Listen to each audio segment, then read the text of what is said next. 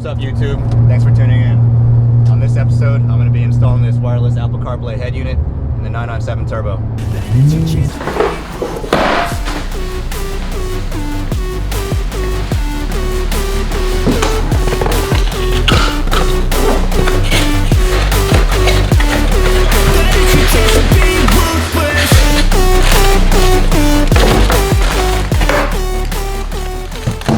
So this is the SONY XAV AX6000 head unit, double DID head unit, which is a wireless Apple CarPlay head unit. Before I install this on the car, I'm going to bench test it to make sure that one, it works, and also to figure out how I'm going to wire everything. Let's get to do that.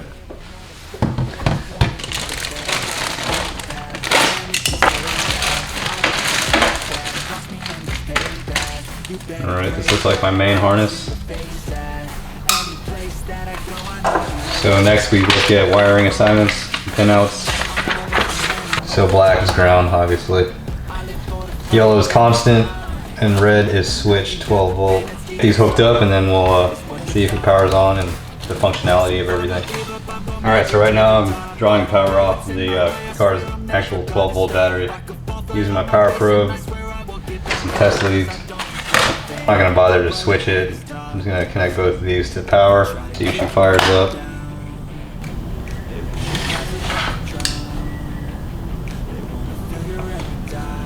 Beautiful. Capacitive touch is actually pretty nice. Alright, so we know it works. We're going to fill it around with it a little bit more. Wireless Apple CarPlay. Let's see if it connects.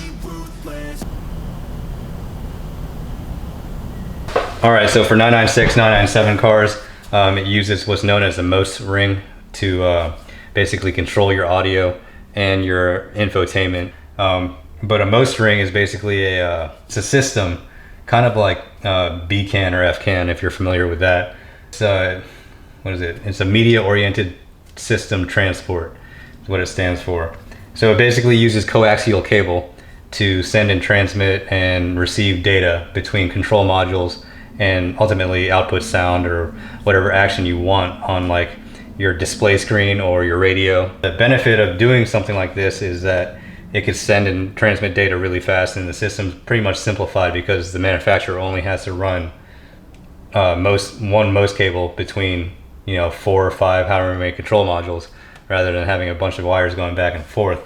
The drawback is that if it fails at any point, or if there's a break in the ring, or if a control module fails, then it usually takes out the entire network. So you're left with like no sound or a blank screen. So what I have here is a MOS ring converter. This is purchased online. From what I've read, it works. And what it does is it basically takes the output signal from your head unit and it converts it to a MOS signal that the vehicle can actually read and then output to your speakers, subwoofer, what have you. Alright, so to give me the most room in the car to work, I'm going to actually take out the front passenger seat.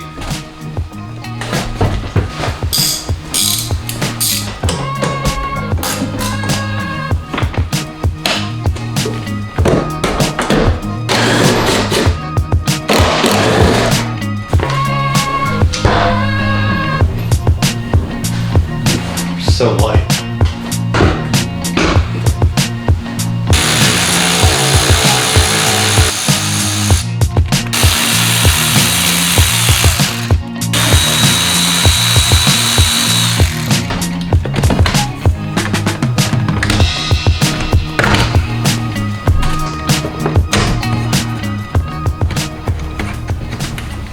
Alright, for 997 Carrera, 997 Turbo cars, .1 cars, it's really easy to take the radio out in these if you've never done it before. It's number 5 Allen head lock right here, and directly on the opposite side over here. Turn them counterclockwise to unlock them. There's one 7mm bolt right here that you screw out with a wrench. Just don't take it all the way out, but just unscrew it so it's proud of the surface over here. And then there's 2 release tabs down in here that you press in at the same time, and the radio just slides right out.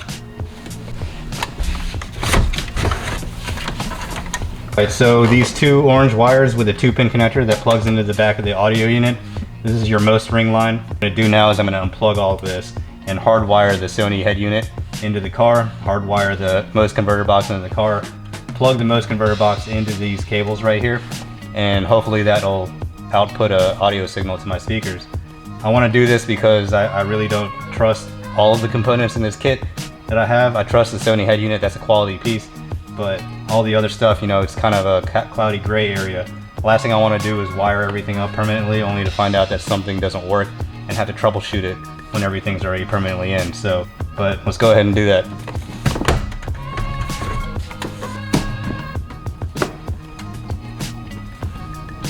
These are my antenna wires. I'm unplugging right now. There's really nothing to this. That's it. 1, 2, 3, 4, 5 connectors. It's out. All right, so I have everything wired up very crudely, as you can see, just to verify that everything works, which it does. I do have HDMI out on this SONY head unit, which is kind of nice. I'm mirroring what's on my phone right now, which is a clip from Fight Club. Great movie.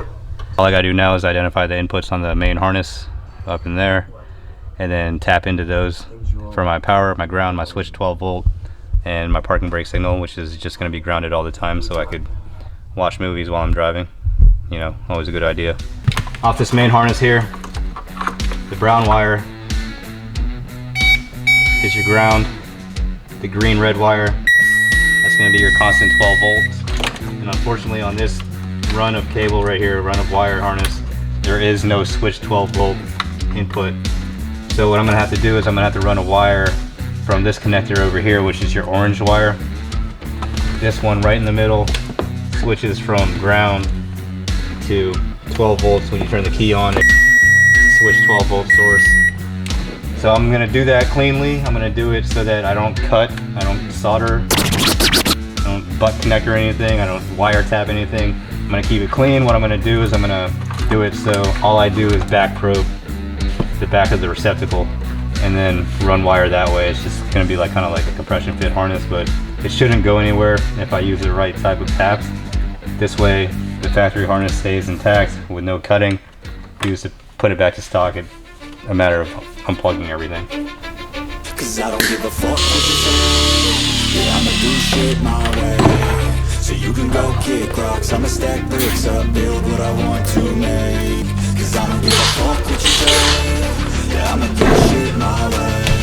So you can go kick rocks, I'ma stack bricks up, build what I want to make. Yeah, I'ma do it my way.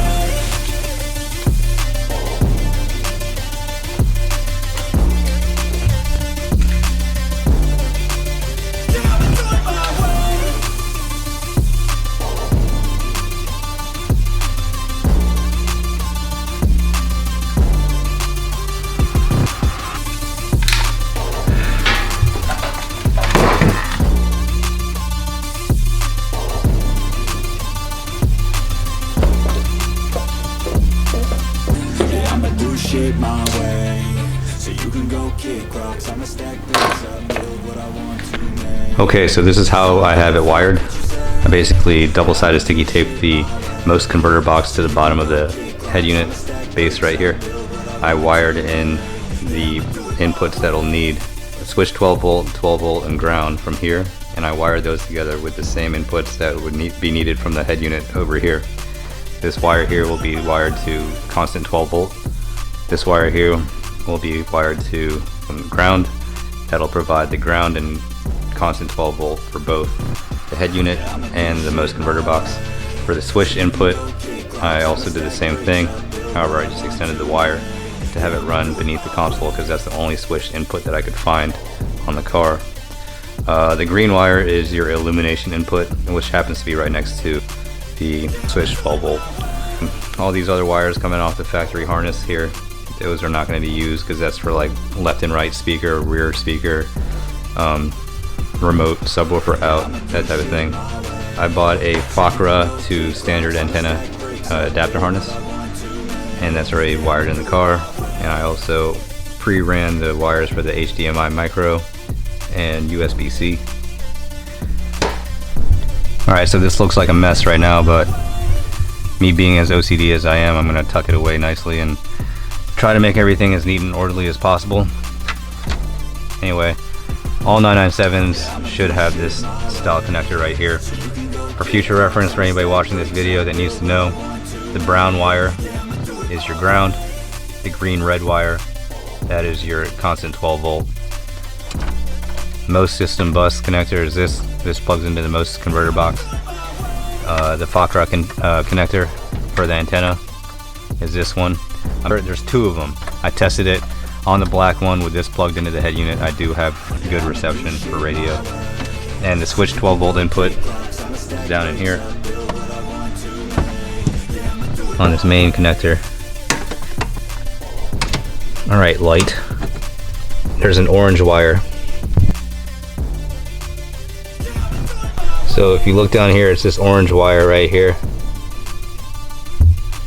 That's your switch 12 volt, and the wires right next to it, the gray red wires, those are both illumination inputs. So obviously use a voltmeter or a power probe to test and just identify the inputs and outputs. That's in. Pull the antenna away from. Next up is my USB-C. Next up is my GPS antenna. GPS antenna has to be plugged in order for wireless Apple CarPlay to work. So you cannot leave that out. So I have everything on the back side of the head unit plugged in. What I'm going to do is I'm just going to kind of leave it loosely in place before I lock this down. And I'm going to test everything one more time and make sure it works. So I'm going to kind of leave it loose like that. Strip off a little bit of this wire, connect it to the switch 12 volt, turn the car on, and just make sure that one, my USB-C works, HDMI works, and wireless Apple CarPlay works. Just gonna back probe this wire. Let's see. That's a good sign. Here we go. Wireless Apple CarPlay is detected. Right now I'm on FM.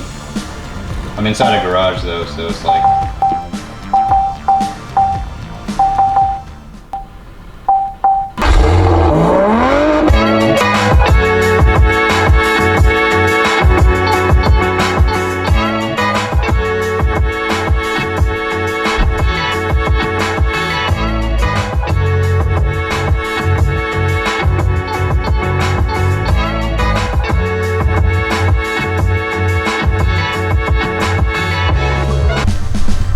Alright, I got everything wired up and the seat is ready to go back in the car.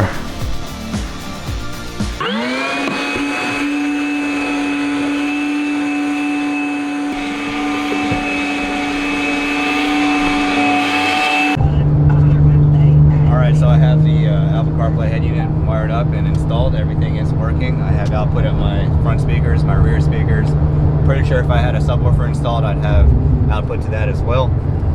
But everything is operational. The system is very easy to use. This head unit is very intuitive.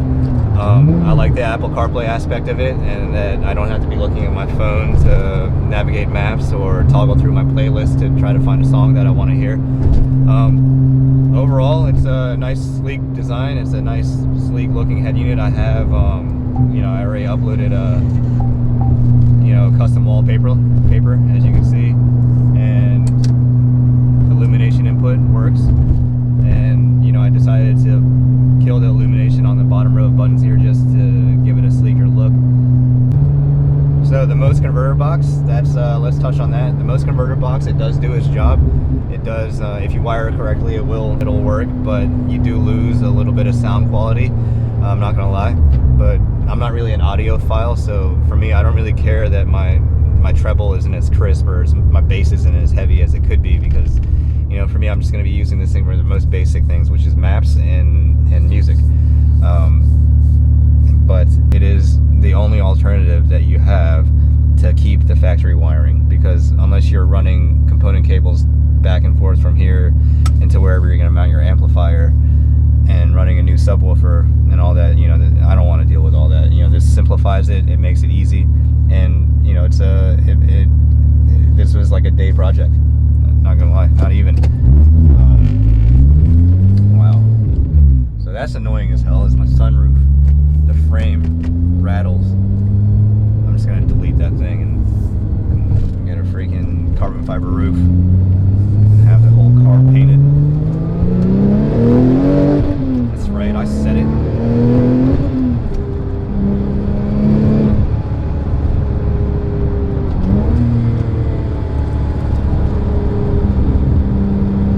This thing boogies.